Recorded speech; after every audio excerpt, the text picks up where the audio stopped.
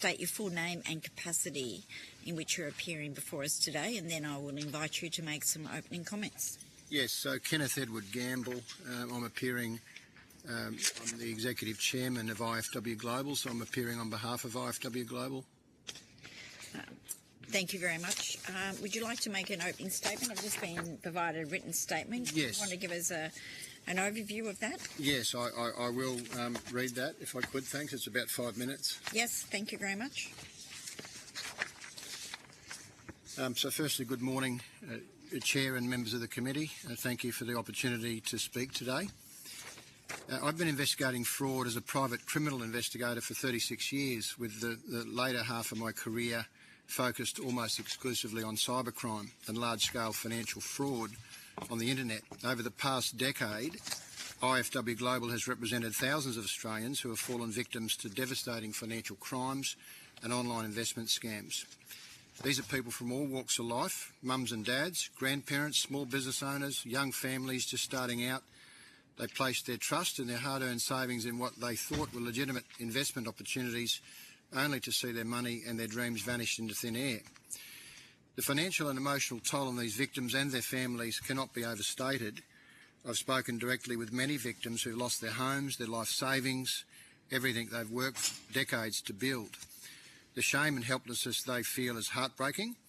Some of them have taken their own lives, unable to cope with the trauma of being scammed. But what's even more tragic is that much of this devastation could have been prevented if our state and federal law enforcement agencies had taken the threat of cybercrime and online fraud seriously years ago when it first emerged. IFW Global has shown that it's possible, even for private companies, to track down and expose the real masterminds.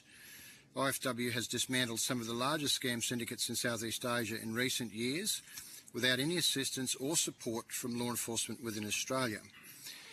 The criminals behind these scams are highly sophisticated, well-resourced and organised on a global scale.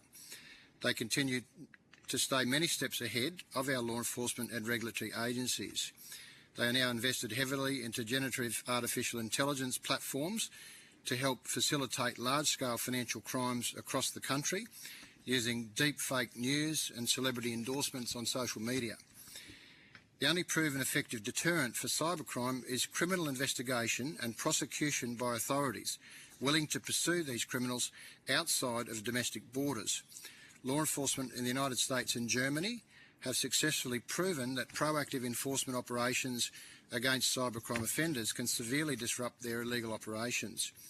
Australia's current approach to fighting cybercrime has failed to keep pace with the reality and scale of the threat that we face today. For over a decade, as online scams targeting Australians has grown exponentially, our response remained piecemeal, underfunded and uncoordinated between agencies. Jurisdictional turf battles let criminals slip through the cracks on a regular basis. As a result, Australia has become a lucrative target for the world's largest cybercriminal organisations. The billions generated from scamming Australians is funnelled straight into the pockets of international crime gangs and organised crime networks. The money generated by financial scams is used for a range of other nefarious criminal activities, including human trafficking, political corruption, bribery, and the costs are borne by everyday Australians. In my view, nothing less than an urgent and comprehensive national response is required to turn the tide. We need a step change in the priority, resources, capabilities and legal authorities that we give to our law enforcement agencies to detect, disrupt and defeat cybercrime. We need seamless real-time coordination and intelligence sharing between agencies and with the private sector. We need an ironclad commitment from government to put the protection of Australians from online crime at the top of the national agenda. The time for incremental change has long passed. We need to send an unmistakable signal to the international criminal underworld that Australia will no longer be an easy mark, that we will hunt down cyber criminals wherever they are and ensure they face swift and severe consequences. Only then can we prevent more Australians from having their lives shattered by the devastating impact of cybercrime. The security and prospect of our nation in the digital age demands nothing less. On behalf of all the cybercrime victims, past and present, I urge this committee and the Parliament to meet this challenge with the urgency and the resolve that it requires. Thank you. Thank you very much. And as I said from the outset, I appreciate your submission. Can I ask what engagement you have with the JPC3? I only recently got an invitation to attend the JPC3, which was very kind of the AFP, and I went and had a meeting there and a tour. I was shown and met some of the people involved in JPC3, but that was the first time. That was a month ago. So other than attending and having a meeting, I have not had any other involvement. I'm interested in your comments in relation to the work that you've done without the cooperation of Australian law enforcement. What are the skills that your organisation has that allows you to do that? That it's obvious that you think law enforcement's not doing enough in this country, and I want to get to some further questions around that. So what are the skill base that you have that enabled you to act overseas that the AFP don't have? So we, over many years, have developed relationships with foreign law enforcement agencies, and we've gone to these countries overseas, we've developed relationships, we've worked with foreign police, hand in hand with them on operational cases on the front line of different operations in different countries. We find that when a victim makes a complaint here in Australia, the complaint just doesn't make it. It doesn't matter how much they've lost, whether it's $10 million or $100 million, it just doesn't make it to the right place. It doesn't get investigated. And so what we do is we go about the same sort of methodology that law enforcement use to trace people. We have ability to track these criminals through various means and methods, and track their locations and their whereabouts in a foreign country. And once we establish that these criminals are based in a foreign country, we will then turn our attention to work with that foreign law enforcement agency in that country, and we'll travel there and we'll sit down with that law enforcement agency, we'll present evidence, and we will show them that there is a person or a syndicate in that country that's targeting our country, and that we seek their cooperation. So that's the model that we've used for a very long time, and I will have power of attorney from the victim to go into that country. So I'll have a special power of attorney to represent the victim legally in that country, and I'll also appear as an expert witness in the search warrant applications in a foreign country, because I will be the one gathering the evidence, or my firm will gather the evidence, so I'll be presenting that evidence as well. And we often get the comment from these foreign law enforcement agencies, where's the AFP, or where's your Australian law enforcement agencies? And of course, up until very recently, until the JPC3, the policy was that these overseas scams were just not investigated. If we were lucky enough to get a law enforcement agency to investigate some aspects of the scam, and they would be able to determine that those scams are overseas, they would immediately, state police would immediately cease their investigation. They would inform the victim that the case, there's nothing else they can do. And only recently they've started escalating those cases to Interpol through the Interpol channels, which goes into a black hole, and the victim never ever hears anything ever again. So, well, as you're very aware, cybercrime, there's no borders. So a lot of the interactions that you've had and JPC3 and the AFP have, there's no borders there, so it is an international issue. But I think in terms of the briefing that they gave us in relation and your recent visit, you would see there's a lot of cooperation internationally now. Yes. We probably could have done with that earlier, but it's already in place. But there is a fundamental issue, and you've raised this as you heard other witnesses, is there's not a clear pathway to be able to report your cybercrime, and then to make it an easy pathway to make sure it's being reported to the appropriate people and that there's an adequate response. Have you got suggestions in relation to how we can do that better to make our law enforcement capabilities stronger and more effective?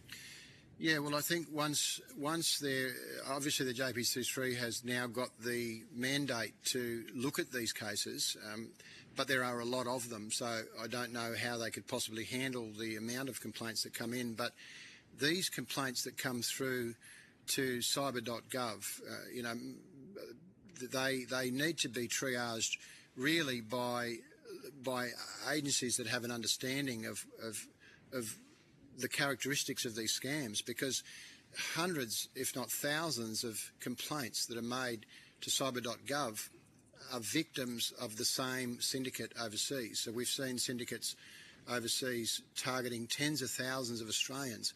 So one criminal group in a foreign country is targeting tens of thousands of Australians, and a lot of those Australians have made criminal complaints. But there's no ability to be able to identify the characteristics of that complaint being identical to the next one and the next one and the next one. So they're being treated as individual complaints, and that's the biggest gap in the system. They're not being sort of joined together, and there's no sort of realisation that this is all one big syndicate that are doing this. There's only really, a handful of major syndicates that have been targeting Australia for the past decade. Can you then elaborate for us, for our benefit, of the structure of these businesses? And when you say there's a handful of organised crime, in fact, can you just describe the structure of those businesses and how that is causing issues in terms of law enforcement to be able to breach in through their own security? Yes, so these are criminal corporations that run huge businesses with hundreds, if not thousands, of employees in call centres in different countries, spread all over Eastern Europe, Southeast Asia, and they run it just like a real business. They work under front companies. They employ very standard cyber security, HR, all the usual things that a business would employ, and they run it like a real business. But where they get the upper hand is they evolve the scams very rapidly. Every 3 months or so, they change the scam, and they will appear under a complete new identity. So for the reason, because if it's not detected immediately, it's dead. The scam's dead. So then they completely evolve new scams all the time. So they're able to go under the radar. But these are call centres, traditional people working in call centres that are supported by state-of-the-art technology. A lot of money invested into marketing, digital marketing, using AI and this type of thing, in order to create mass marketing across Australian social media, Facebook, Instagram. These ads are popping up every single day, every hour. They're there on social media. So they're generated from syndicates that are very highly organised, but they're just criminal corporations. So how effective is it then in terms of the disruption that law enforcement works in a foreign country, say Nigeria, wherever, that they go in and close down those call centres, and that causes disruption? But how effective is that really, and how quickly are they then going to set up a new call centre down the road? Well, it's very effective. Last year we shut down a series of call centres in Malaysia with the Anti-Corruption Commission. We arrested 81 people. They seized $4.3 million in cash. We couldn't go to the police because police were believed to be protecting the syndicate. So we took our submission of evidence directly to the Chief Commissioner of the Malaysian Anti-Corruption Commission, and we struck them in February last year and arrested all of those syndicates. That syndicate had been running for more than 10 years, more than a decade, have taken more than $1 billion Australian dollars out of investors here in Australia that have invested into IPOs, which they believed were legitimate. So the dismantling of that gang shut down an entire syndicate and operations. Some of them were jailed, but they got out fairly quickly because they were it was very hard to prove some of the offences, but they were all deported, and that particular syndicate has been completely dismantled. Now, there are others that will set up, but it would take them some time to be able to get to the scale and the scope of this syndicate that had been operating for 10 years, because it had a very strong structure with good security, and they were able to operate, untouched for many, many years. So the dismantling of even raiding and shutting them down has a great deterrent effect, and some of them have even relocated from countries like the Philippines, where we've done a large amount of raids over the last decade, and they've relocated to other countries because once law enforcement start focusing on these operations, they do close their operations down, or they some of them leave, some of them will leave the industry. Of course, they will always be drawn back to it, but it's going to be increasingly more difficult for them to target Australians or anyone else once they're dismantled. My final question before I go to Mr. O'Brien, in relation to private investigators and firms like your own, do you see a role for yourselves going forward working with JPC3? Is that something that you're looking to do, to be able to use the expertise that you have to work more collaboratively Yes, together? absolutely. We've been for many years wanting to work collaboratively with law enforcement here in Australia, and we already work with law enforcement agencies overseas. Some of the largest law enforcement agencies in the world we work very closely with, and we've had that close relationship with other law enforcement agencies for more than a decade. But it has been problematic here in Australia up until recently, and it has changed. And I have to acknowledge that that door's open now. The door's open, yeah, and it's long overdue, but it has happened. And I think that we want to collaborate with any agency that is involved in doing exactly the same job as us. And it makes no sense not to share the information that we have. 15 years of intelligence gathering on major syndicates all over the world. It seems crazy not to share that with any agency that's interested in wanting to collaborate. Thank you. It's good to hear. Mr. O'Brien. Thanks. Thanks for your submission and being part of the inquiry today. Just looking at your opening statements there, when you were talking about jurisdictional turf battles, let criminals slip through the cracks on a regular basis. Can you give me a little bit of a explanation? Absolutely, of that? Yes, and thank you for asking that question. For example, Australia for many years have been the target of term deposit scams. So, certain syndicates overseas have been targeting Australians who are just seeking to deposit money in a fixed term deposit, and they go onto Google and they Google the rates and the term deposit rates for different banks, and they'll get a landing page site, they'll register their interest, and they'll get a call from one of the major banks offering to do the term deposit, but it's actually a scammer.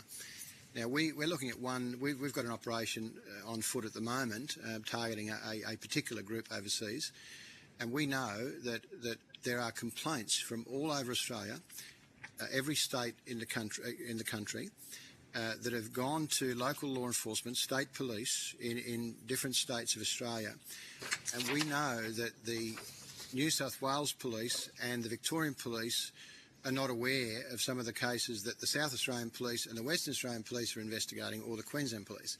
So there's no central ability to link these cases together. And we know, because we've got victims in every state that have made complaints to police.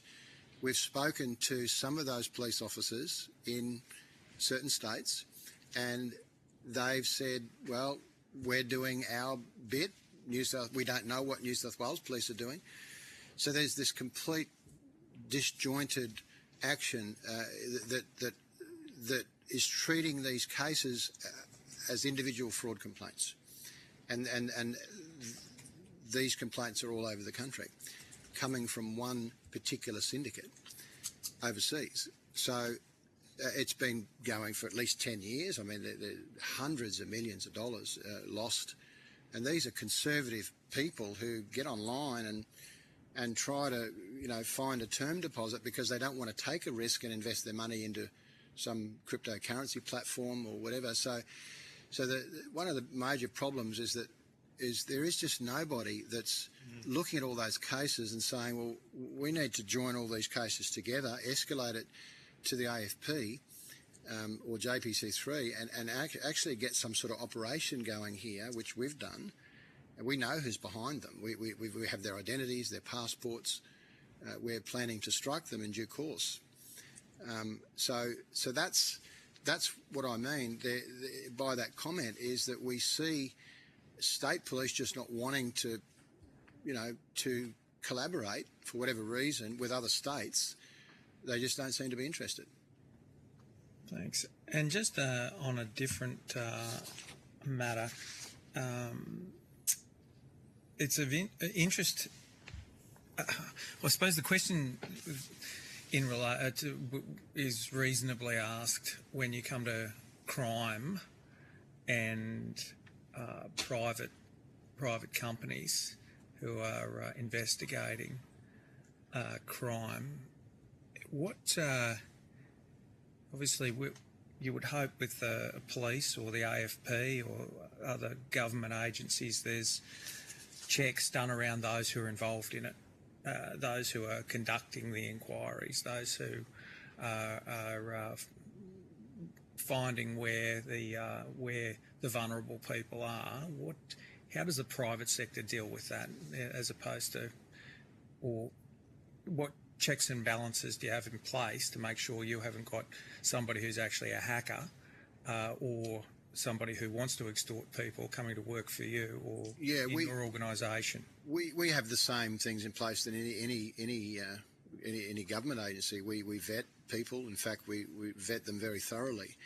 And we're always aware that there are people trying to join our organisation or make inquiries. We've even had many fake complaints that come in, just trying to learn how we do it. We've had over 30 clone websites around the world that are now trying to scam people pretending to be us. So we're dealing with that, as well. It's every day, every week we get a new one. I got another one yesterday. And these are crime gangs overseas that have just copied our details. But we have to vet them in the same way that we vet everyone else. We look into their background. We make inquiries. We conduct database checks on them. We look at the court listing records and see whether they've appeared in a criminal court before in Australia, or if they're from overseas, we'll conduct a due diligence background investigation on that person.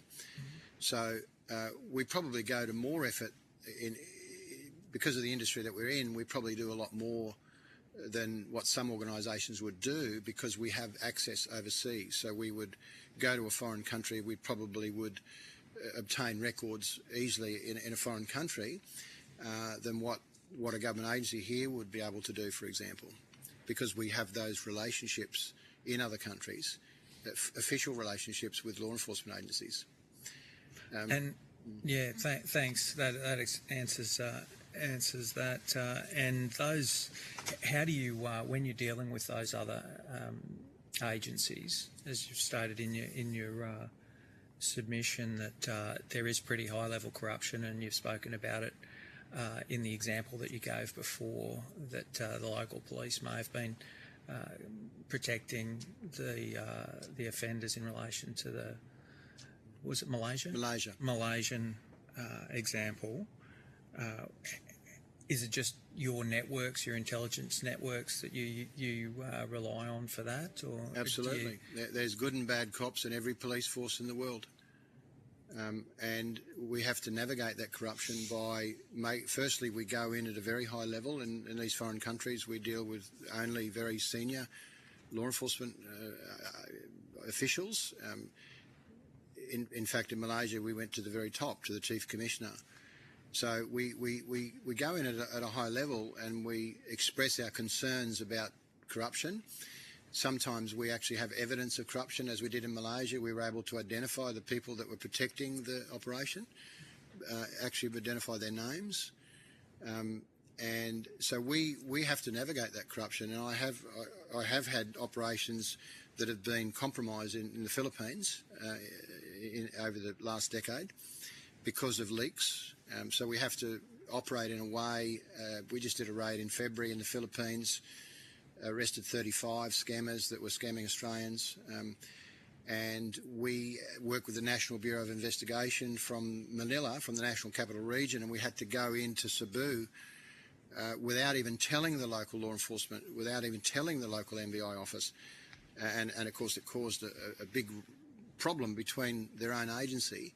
But we had to go in because there was intelligence that law enforcement were being paid off or protecting this operation. So we had to come in at a national level, and we struck them, and we got them all. So we've been able to navigate that corruption, and it's a real important thing to understand. Working in all these foreign countries, whether it's Eastern Europe, there is a high degree of corruption surrounding scammers because of the amount of money that's involved in these financial crimes. Thanks, Ken. Thank you. Senator Shoebridge, do you have some questions? I do.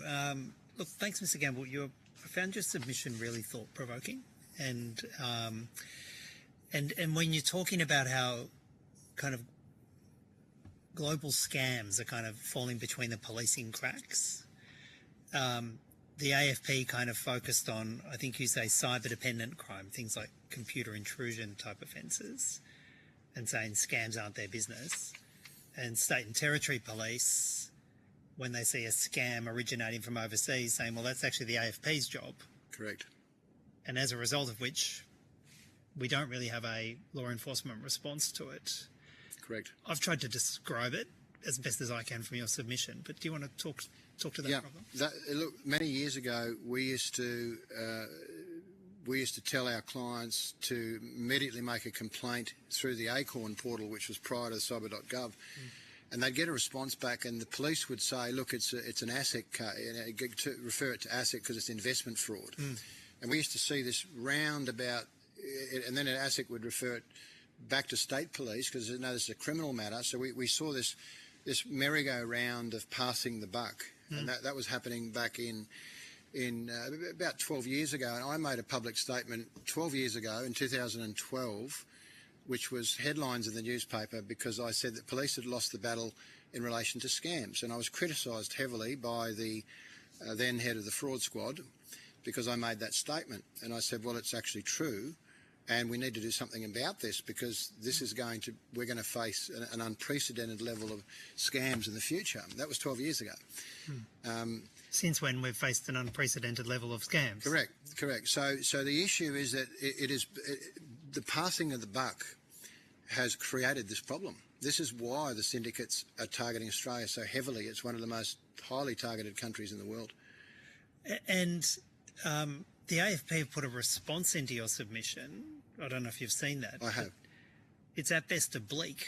They don't really challenge your sort of core assertion about the limited nature of their scope. That's right.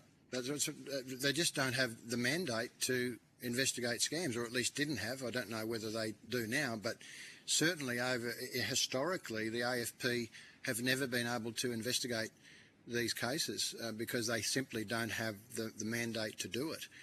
And I don't know why that is, but that to me is one of the greatest problems that we have in the country. And when it comes to state and territory police, do they say, well, the offence may well have occurred outside of New South Wales or Victoria, yes, and therefore it's not our business? Correct. That's exactly right. As soon as if we're lucky enough to get a good detective, and we do have a lot of them, there's a lot of detectives that actually will go about and investigate the case, particularly now in recent times. We've seen more and more police detectives doing some initial work and finding that the offender has been traced to, Philippines or Nigeria or Eastern Europe, and they will actually go to the trouble now to escalate. We've seen state police escalating it to Interpol and not giving it to the AFP. I've got But many examples. I just want to clarify. Yeah, I just want to clarify. I was in the middle of my questioning, but if you guys want go to for it. go, Go for it and you we'll want to follow clarify, up go on for your that. life. You want to go then? So you're going first? No. I just wanted to ask something just before we go off topic on that one. So with how you're saying they're not always working together, how you said earlier that you have information on that scam that's going where you know who they are, you know their passport, you know everything. Can't you go and talk to the AFP about that? Yeah. And give them that information and hopefully they go forward with it. Is that something that happens or not? Absolutely. For moving forward, yes. Yep. Up until very recently, not in the past. No. Okay, but now that platform. Now is there. there's a lot of information that we Okay. need to share with the AFP, but it's going to take a long time. Okay, thank you. That was Sorry, all. Senator Just while Shoebridge, you go have ahead. that. Yep. So, I mean, one of the examples you give is that you say Australia was particularly targeted and continues to be targeted by the binary options industry. That's right. Can you talk to that? So the binary option industry was outlawed. Binary options is a form of trading Yeah, on foreign exchange platforms. sort of like a gamble. A little bit, yes. It's a very simplistic type of trading, betting on, almost betting on a commodity, whether it goes up or down. It was the fraudulent industry was making about $5 billion a year up until 2017, when the Israeli government outlawed it, and the Israeli government announced that they had lost control of what was a massive criminal problem, that crime gangs had been massively enriched by this problem, and that they had lost control. And I've got many public statements of which I've presented at conferences such as Interpol conferences in Hong Kong, proving that the whole world knew that this was happening back in 2017. And what happened? All those binary options people that were working out of Israel were all left Israel. More than 50,000 of them left, and they set up operations in Ukraine, Moldova, Cyprus, Bulgaria, Serbia, Georgia, these countries. And now they are spread across these countries, operating huge call centres. And these are the ones that are behind. So they morphed away from binary options, completely gave it up, and they started developing cryptocurrency scams. And that's the platforms that we see today that are getting published on social media all the time and luring people into joining those platforms. They're coming from exactly the same syndicates that were operating the binary options. And your submission says that they see Australia as a soft target with high returns and low risks. Is Correct. That right? Absolutely. A globally soft target. Because no one has ever come after them. So they get a very good result here in Australia. They get the highest amount of money of all the countries they target.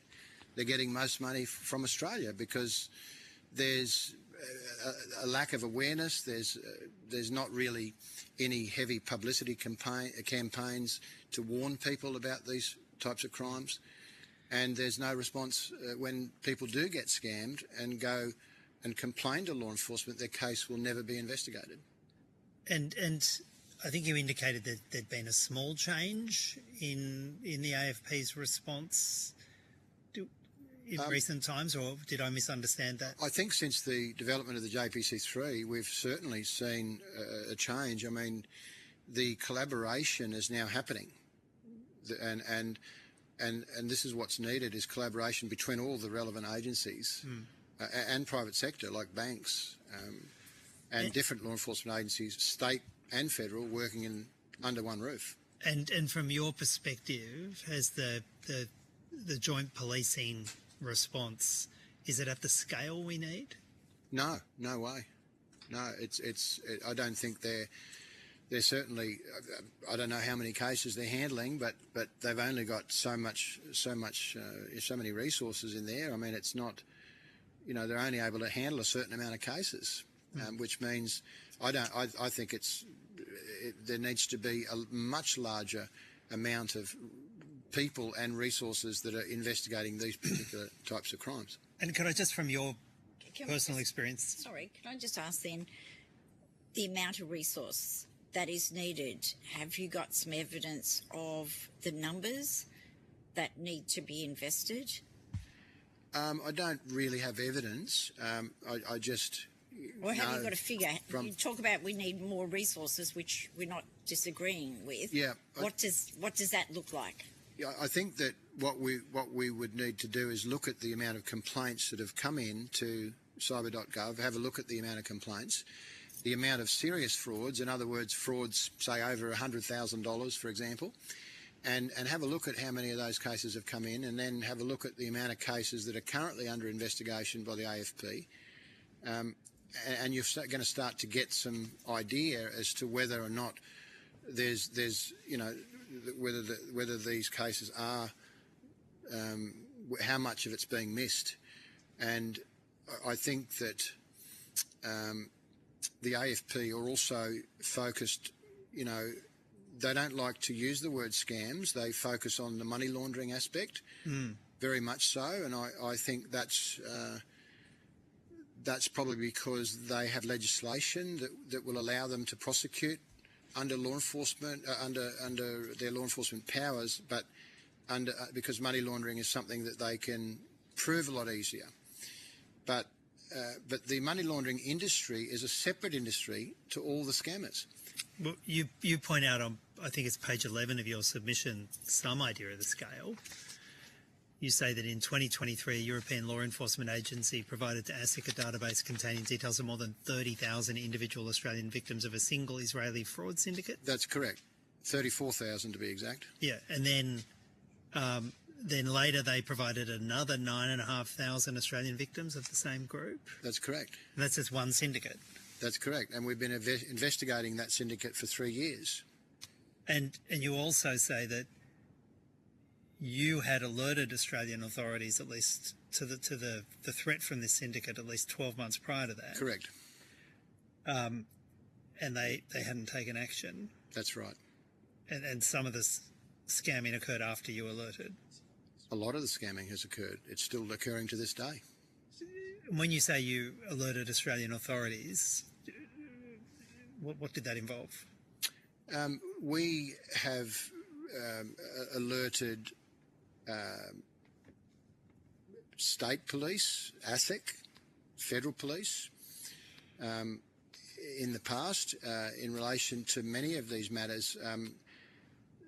A lot of our emails to different law enforcement would go just unanswered. We wouldn't even get a response. And in fact, you say that in relation to this particular scam, some of your clients who have been victims, and you represent dozens of them, have been contacted by the European policing agency. Correct. But not by Australian policing authorities. That's right, yeah. The German police referred the information to ASIC around about a year ago, possibly more. This has been the subject of media this week in the Australian. It was a front page story on Monday, I believe. It's a big issue, and the information was shared, but there was nothing done about it. And no, I mean, from your perspective, what could Australian authorities have done after they got that information? Well, firstly, they could have notified all of the victims and let them know that their name has just been uncovered. Yeah. From a Serbian police raid into an organised crime syndicate operating in Serbia, and that you have been identified as a victim of a scam. That would have been a good start. And indeed, and also, I would have thought some proactive public communications about the nature of the scam to try and to give people forewarning about it. Absolutely, publicity in relation to the scams. There are people on that list that have lost money since that time because they weren't made aware. There's a very small amount of people that we're working with, victims from different states in the country, but it's one of the examples, I guess, of how Australia hasn't taken this problem seriously for a very long time. last couple of questions, Senator. You're okay? No, it's okay. Mr. Ravi Cogley doesn't have any, so you've got to... So if you were to identify the urgent next steps that should be taken from a Commonwealth perspective, I mean, we've got the different agencies in play, we've got Parliament. What are the urgent next steps you see that would be most useful at protecting Australians? Well, I think the firstly, for a single agency to take control and ownership of looking into these scam syndicates, that's what's needed. Someone to whether it's the AFP or the JPC3, to actually take ownership of this. And so we're now looking into this, and we want to know all of your intelligence from us and anyone else that has intelligence. We want to learn about who these syndicates are. And do you think if they also had as a KPI actually nailing a couple of people in overseas jurisdictions, that might be a really important signal that Australia is actually hardening up? Absolutely. The US do it all the time. They go over, they extradite people from all over the world. They bring criminals back to the US to face prosecution. But we don't do that here. Are you aware of any extradition proceedings commenced by Australians in respect of these kinds of offences? There's never has been one. And yet we have... Not that I'm aware of. And I would be surprised if there has been one and that I'm not aware of it, because I've been in this industry ever since the internet was invented, almost. Well, at least 91 when it was introduced to Australia. Yeah. I've never heard of one.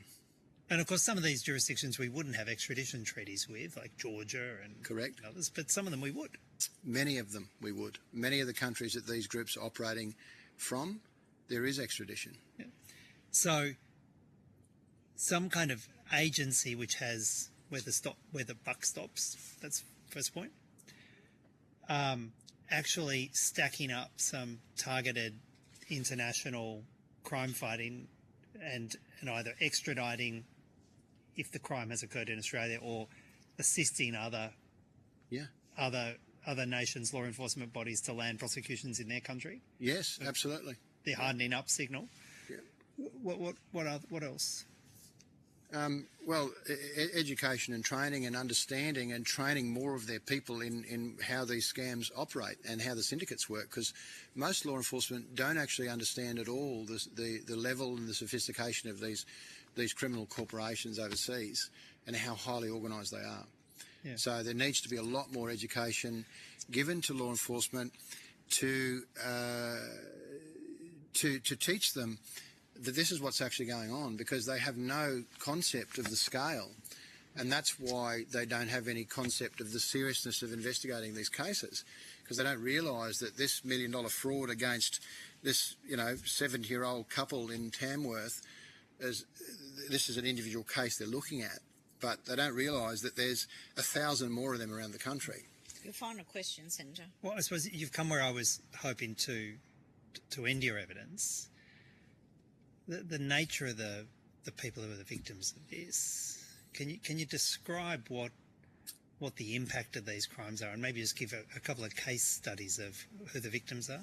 Every day we have victims, particularly elderly people that have got money that they may have become a widow or something, and they've got money. They get lured into investing a small amount of money into a scheme, and then these are ordinary people from ordinary walks of life, the mums and dads of Australia, tradespeople, but also business owners, people that are self-employed, even CEOs of companies. We've got lawyers that have lost millions of dollars in these investments, accountants, police officers even. So really it has consumed victims from all walks of life around the country. There is not one victim profile, not with these types of financial crimes. It is a very broad victim range of victims, but everyday working Australians and vulnerable, honest people. That's why they fall for the scams, because they are hardworking, they're decent honest people, and they're decent people, and they're the ones that are being targeted. Yeah. Thanks, Mr. Gamble. Really helpful. Yes, thank you. I just have a couple of further questions in relation to the JPC3 and their relationships with international partnerships. And are you aware of any of that collaboration ending in arrests and dismantling of these crime syndicates? Not yet, but it is. But there have been. It is underway. Yes. We work with a lot of other law enforcement agencies, some of them who are collaborating with the AFP quite closely. So we do know there's collaboration going on, and I anticipate there will be arrests in the future. There will be more involvement in these operations, but that collaboration is I believe quite small. It's not. I don't think it's going to have really a big effect. I don't feel it's going to be impactful, put it that way. Well, can you take on notice then for us to give you some more time to think about in terms of what the additional resources needs to be, because obviously this form of crime is not decreasing, it's increasing. So would really appreciate any evidence in terms of what your knowledge is now of the current capacity of law enforcement, particularly the JPC3, and what resourcing would look like. The other issue that I wanted to cover off before we finish is in relation to the changes that have been implemented and the Australian Cyber Security Strategy, the 2024 Strategic Plan. Do you support these reforms that are underway? Do you see them as being broadly adequate? And whether or not there are key gaps there? And I appreciate it's a lot in this, so if you want to take it all on, because your evidence has been very compelling, it has been. But there's obviously going to be, from your point of view, from the evidence that you've given us, there's still some gaps. So if you want to take that on notice, happy for you to do that. Yes, thank you. And I do support the cybersecurity policy, absolutely. But cybersecurity and what we do are two different things. So the defensive mechanism of cybersecurity is extremely important in Australia. But we are conducting offensive operations against criminals in foreign countries. So it's very different. So I'm not a cybersecurity expert. I am a subject matter expert in international cyber fraud, but it's a very different industry. So I couldn't comment with any qualification about the cybersecurity policy.